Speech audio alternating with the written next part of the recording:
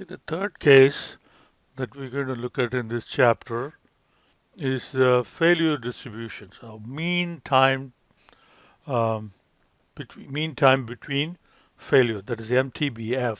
That's a standard way of looking at and analyzing time for to next failure. And you want to make sure that maintenance is carried out before the next failure. So we want to look at the probability that the mean time to um, between failures, you want to analyze that and understand that better so we can set a good maintenance schedule.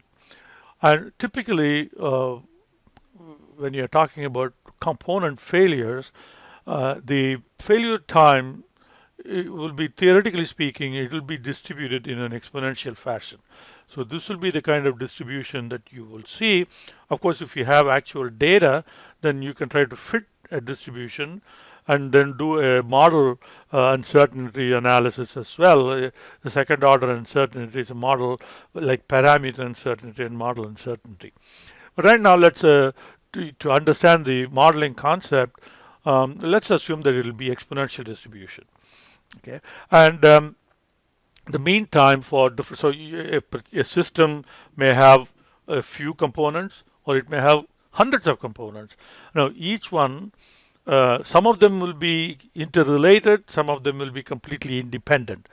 So we will look at, we'll assume that the parts that we're talking about are independent, and we want to analyze all of those parts and then see what will be the time when the first failure occurs. Okay, especially in aircraft systems, you want to make sure that the maintenance occurs before the very first failure of any component in the system.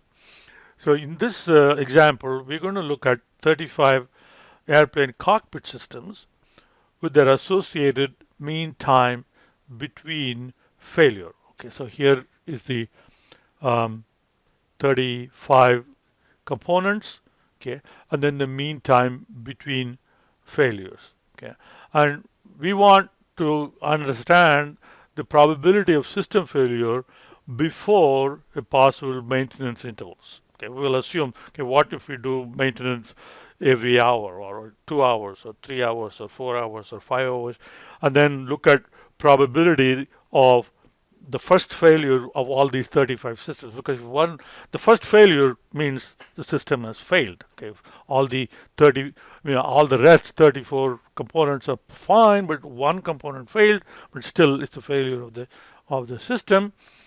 So let's set the model up. So here we're going to the exponential distribution risk exponential, right? And the parameter is the mean time. What is the average time for this exponential distribution? And that would be this. Okay, so we enter that. Okay, so all right. So now we have set up the time to failure. Okay, and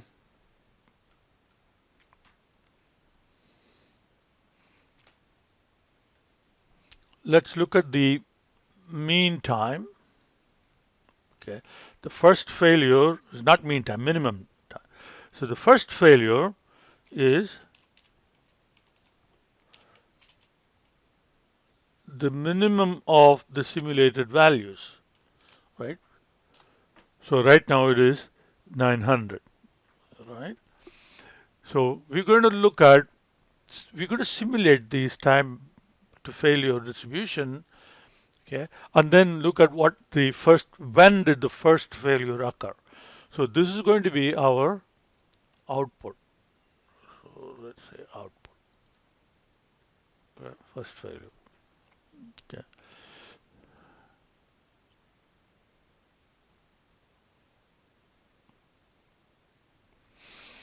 Now we want to consider maintenance interval. Okay, let's say that we want to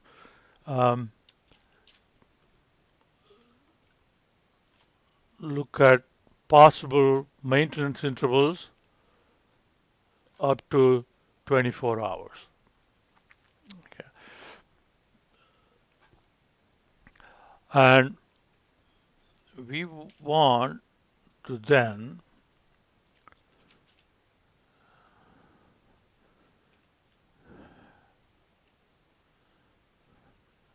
okay, let's set this up from here.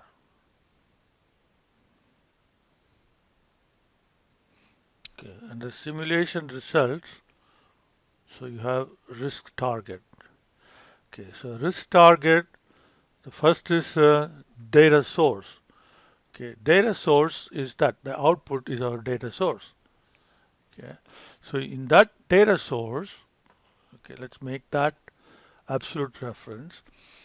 So this is going to when you simulate, you're going to have, like, if you run 10,000 simulations, you'll have 10,000 values. Of these 10,000 values, okay, for the minimum, how many of them were less than or equal to 1? So that's our target value. Okay, so target value is this. So this will give us the proportion of time of the first failure, the minimum time, the first failure. So you have 10,000 of them. What percentage of them were less than or equal to 1? That's your target value. So that's the target. How many were less than that? What proportion? Okay. Now, if you copy that down, so it will give you the proportion for each of those time frames. Okay, so how many were less than or equal to 10 percentage, less than or equal to 10 hours? How many were less than or equal to 24 hours? And so on. Okay, so now we have set up the output. So let's run the simulation. So make sure that we have that's to be automatic, and we want 10,000 replications. Simulate.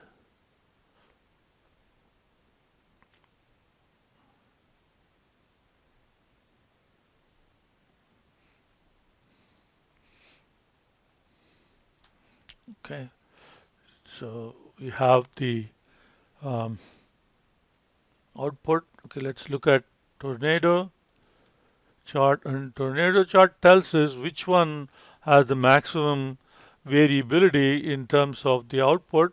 So here we are talking about VOR receiver.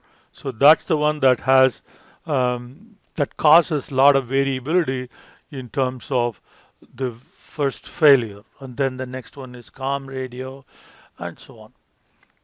Okay, so let's close that, and let's look at the percentages. It's formatted.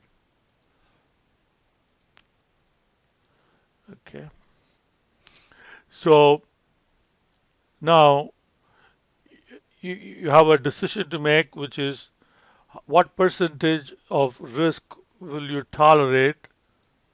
So suppose if you say that 2% risk is okay, then you need to schedule maintenance every 2 hours. So because there is a 2% chance that within 2 hours the first failure will occur. So if you're willing to accept, if it is not an airplane and if it is something else, and you have a risk tolerance of say 10%, then you can set up your maintenance every 10 hours of operation.